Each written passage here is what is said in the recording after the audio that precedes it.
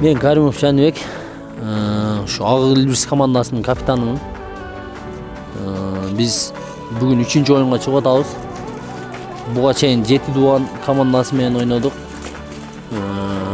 Аларды утуп чыктык. Кече бийиктик менен ойнодук. Буйрук биз тарапта экен. Аларды уттук.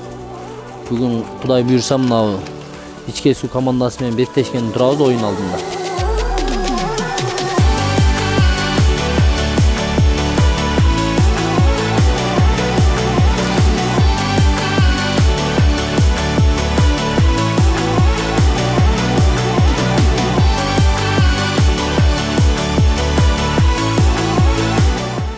Мен Албаев Тыныч Дүйшөнкулович, командамдын аты ичке суу. Ушу кече 2-3 күндөн бери оюн болуп атат. Ушу кече күнү ойногонбуз 7 Дуан менен ойногонбуз 92-лерде. Анан буюрса бүгүн Ак Илбирс менен ойнойбуз.